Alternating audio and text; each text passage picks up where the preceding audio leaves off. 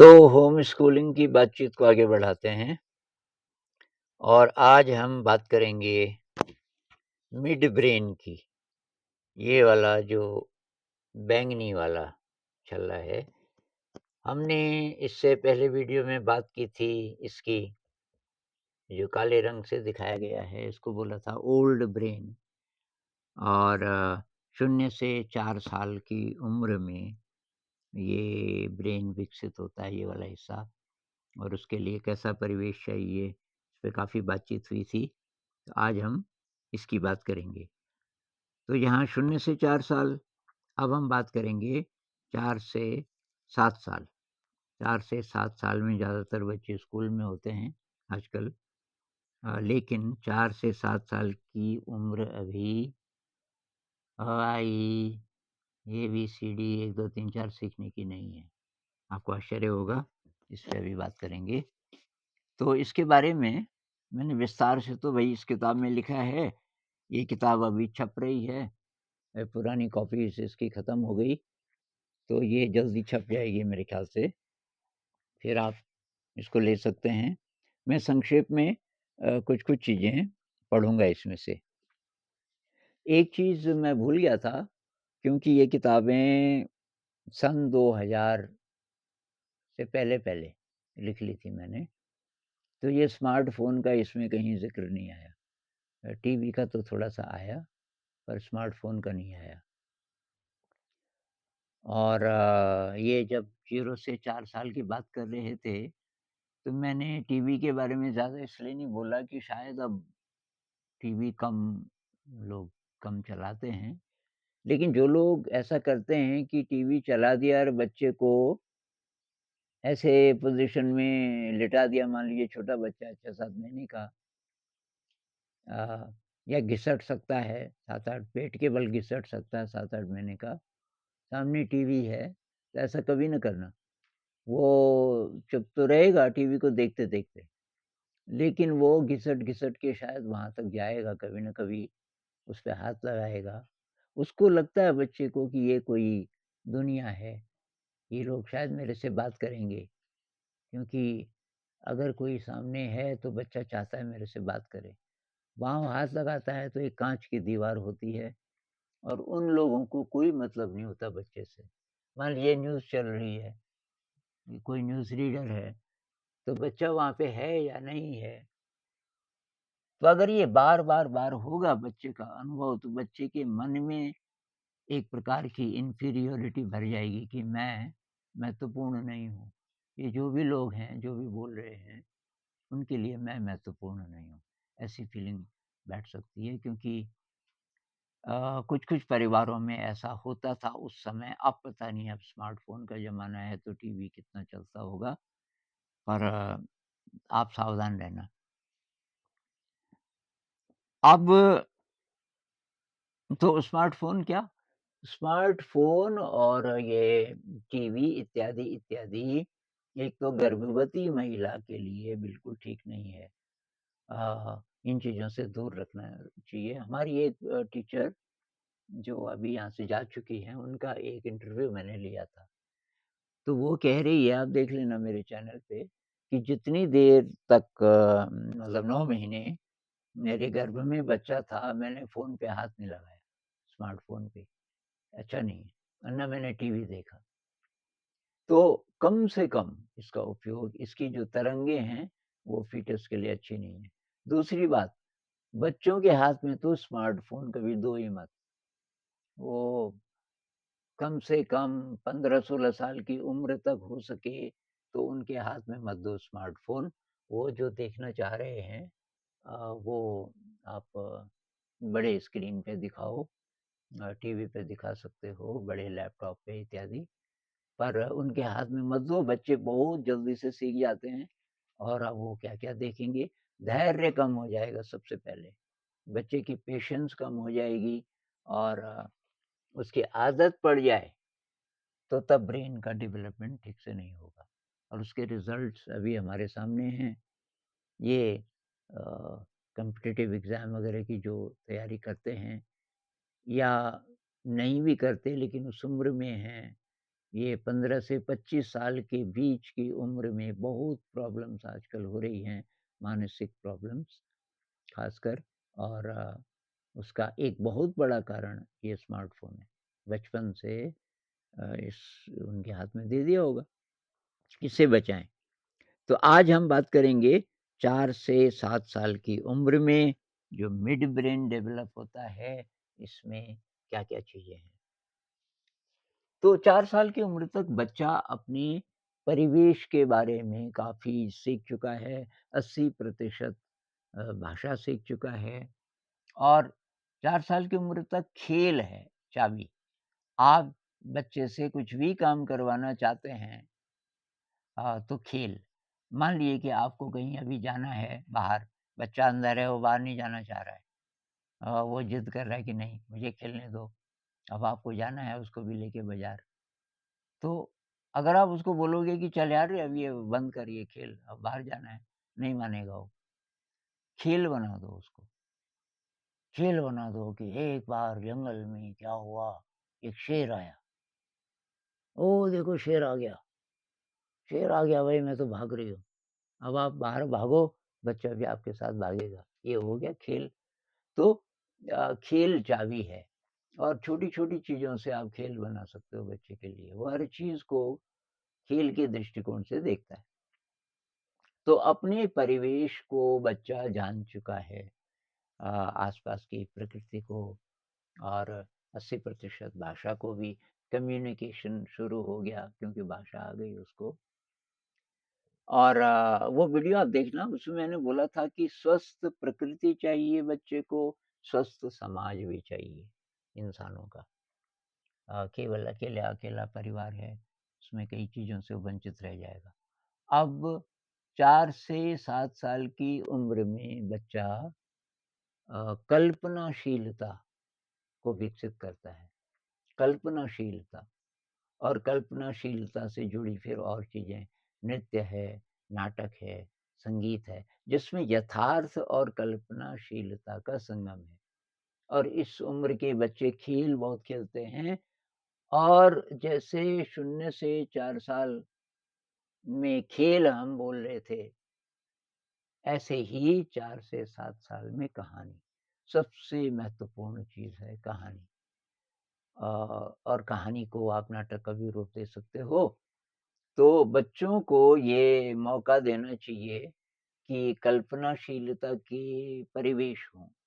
अ एक तो कहानी है ही, कहानी का आप नाटक बना सकते हो और कल्पनाशीलता विकसित जिन-जिन चीज़ों से होती है, उसमें कला आ गई, उसमें संगीत आ गया, ऐसा माहौल बनाना पड़ेगा आपको। कब बनेगा? जब आप कलाकार होंगे, आप संगीत वाले होंगे। होम स्कूलिंग की बात चल रही है तो आपके घर में टीवी या लैपटॉप अगर है भी तो वो तो सँभाल के रखिए, कभी-कभी यूज़ कीजिए, बच्चे से अलग रखिए, लेकिन वहाँ वाद्य यंत्र होने चाहिए। वहाँ संगीत होना चाहिए, संगीत की प्रैक्टिस होती हो। ध्यान तो मैंने बोला ही था, वो तो किसी भी उम्र में ध्यान बहुत ज़रूरी है। और वहाँ नाटक हो, नाटक कौन करेगा? एक परिवार के ही लोग। अ, और फिर होम स्कूलिंग में फिर आस-पास के कुछ और परिवारों को शामिल कीजिए। 5-7 परिवार इकट्ठे हो जाएँगे, तो उनके मान लीजिए कि 8-10 बच्चे हैं और जितने पेरेंट्स हैं वो सारे टीचर हो गए। तो नाटक, नाटक, कहानी, कल्पना से भरे हुए खेल, खेल ऐसे जिसमें कल्पनाशीलता हो, ऐसा आपको माहौल बनाना पड़ेगा। तो इस उम्र के बच्चे ऐसी कहानियों में बहुत मज़ा लेते हैं, जैसे कि एक परी आई। परी में क्या है, जो एक औरत है रियल लाइफ़ से, जो कि वो सीख चुका है। 4 साल की उम्र तक उसको मालूम है कि औरत क्या होती है, लेकिन अभी उस पे पंख भी हैं। तो पंख कहाँ से आए? कल्पना से। तो कल्पना जगत और यथार्थ जगत का संगम। बच्चा जो है, वो यथार्थ जगत को कल्पना के नए-नए रंग देता है उसको। मान लीजिए कि बच्चे ने पूछा अपनी मम्मी को, अ, या टीचर को कि बारिश कैसे होती है? अब आप उसको वैज्ञानिक उत्तर देने लग जाएँ कि सूरज की गर्मी से भाप बनती है, वाष्प बनती है पानी की। ये उत्तर उसके किसी काम का नहीं है, बच्चे के काम का। इसमें कल्पनाशीलता है ही नहीं। और दूसरी बात कि बच्चे के लिए हर चीज़ ज़िंदा है, हर चीज़ में चेतना है। तो अगर आपको ये जो वाटर साइकिल है, ये बताना है बच्चे को, मान लीजिए कि 5 साल का है, 6 साल का है या 7 साल का है, तो आप उसमें कल्पनाशीलता जोड़ो कि धरती को बहुत प्यास लगी और धरती प्रार्थना करने लगी, आकाश की ओर देख कर के कि मुझे बहुत ज़्यादा प्यास लगी है, हे आसमान कुछ करो ना। तो तब तक सूरज आ जाता है, सूरज कहता है पृथ्वी को कि क्या हुआ? कि बहुत प्यास लगी है। सूरज कहता है चिंता मत करो, मैं पानी लाता हूँ। तो पृथ्वी बोलती है तुम्हारे में तो आग ही आग है, तुम पानी कहाँ से लाओगे? कि मेरे पास है एक तरीका। और वो समुद्र के पास जाता है, कहता है भई आपका थोड़ा-सा पानी मैं ले रहा हूँ। सूरज अपनी गर्मी से उसको भाप बनाता है, ऊपर जाके बादल बनते हैं और वो बादलों को बोलता है कि भई खूब बरसो और बारिश होती है। अब इसमें कल्पनाशीलता है, इस वाली कहानी में। तो जितनी भी कहानियाँ आप सुनाएँ या किताबें खरीदें, उसमें कल्पनाशीलता हो। इस उम्र में अभी ये विज्ञान वगैरह क्या-क्या ये जो विषय रहते हैं, किसी चीज़ की बच्चे को ज़रूरत नहीं है। और जो भी आप बताना चाह रहे हो उसको यथार्थ से जोड़िए। बच्चे का जो ज्ञान है अपने परिवेश का, अपनी संस्कृति का, अपने एनवायरनमेंट का, उससे जोड़िए। अब मैं थोड़ा इस किताब से भी पढ़ देता हूँ, थोड़ा-सा इसका फ्लेवर आपको मिले, कि इसमें क्या लिखा है। तो इसमें लिखा है कि 4 साल पूरे होते-होते समाज, संस्कृति, सभ्यता को समझने की क्षमता बच्चे में आ जाती है। शुरू के 4 साल वह प्रकृति और मानव समाज के साथ संवाद करने की भाषा सीखता है, अपने प्राकृतिक और मानवीय परिवेश को ठीक से समझ लेता है, लेकिन सभ्यता और संस्कृति में बैठने के लिए अभी उसे भावनाओं को जानने समझने की ज़रूरत होती है और कल्पनाशीलता की ज़रूरत होती है। दरअसल संस्कृति व सभ्यता का जन्म ही यथार्थ और कल्पना के संगम से होता है।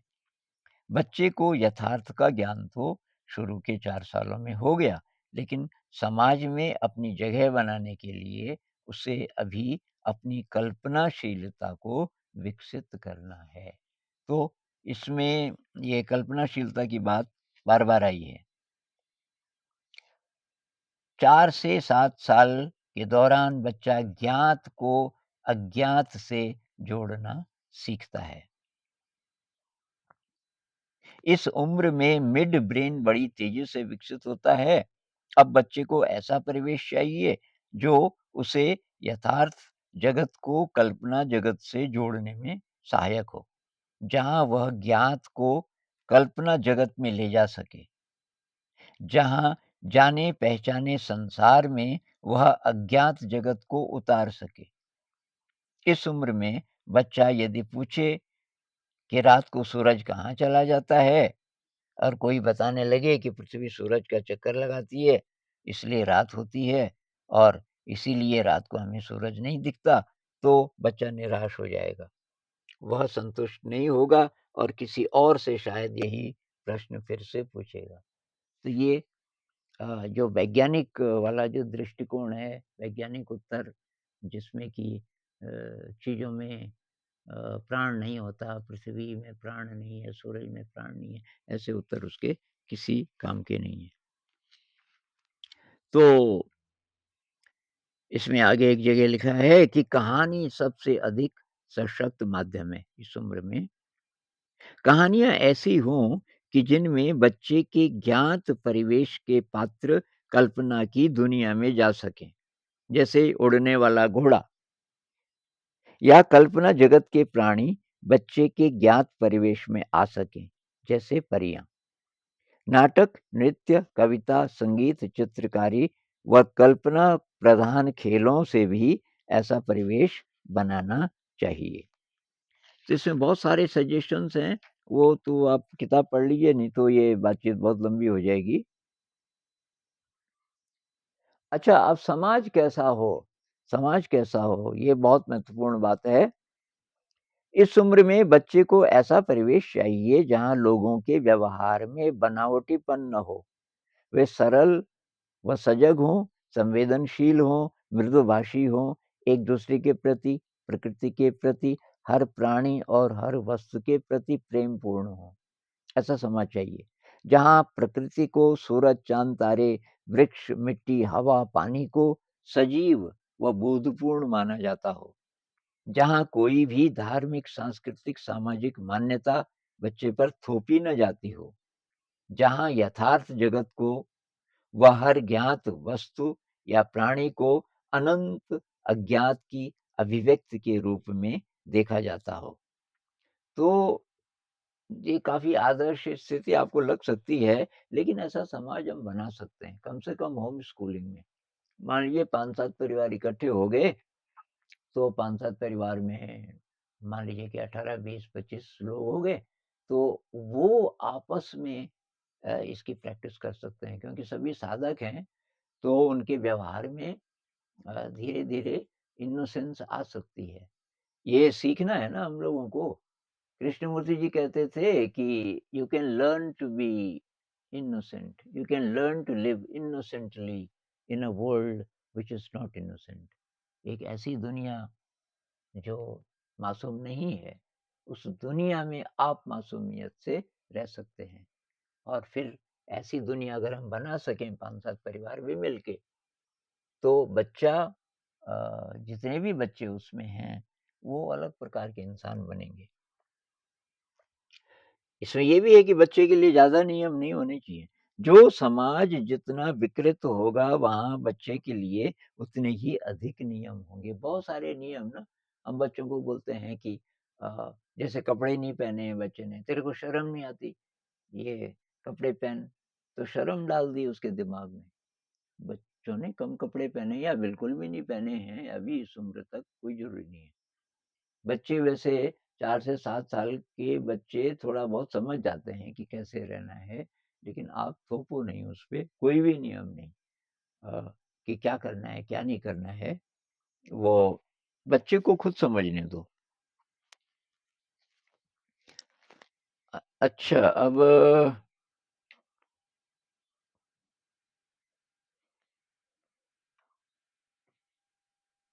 पढ़ने-लिखने की जहाँ तक बात है, आप बोलोगे कि अब आप बोल रहे हो कि ये पढ़ने-लिखने की उम्र नहीं है, इसका मतलब ये नहीं कि आप परिवेश भी मत बनाओ।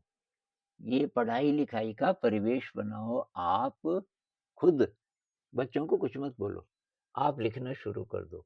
ऐसी चीज़ें और ऐसी भाषा में कि बच्चे के साथ शेयर कर सको। जैसे कहानी है, जो-जो कहानियाँ आप बच्चों को सुनाते हैं, उन्हीं-उन्हीं को खुद लिखो। किताब से भी पढ़ सकते हो, किताब में जैसे बहुत बढ़िया चित्र होते हैं, इलस्ट्रेशंस होते हैं, वो तो ठीक है। लेकिन आप भी उन कहानियों को या वैसी कहानियाँ लिखो अपनी भाषा में और चित्र बना दो और उनको लगाते रहो, तो बच्चे को प्रेरणा मिलेगी। बच्चा नकल से सीखता है शुरू में, बाद में तब वो क्रिएटिव होता है। क्रिएटिविटी की उम्र की बात करेंगे, वो बाद में आएगी 7 साल के भी बाद।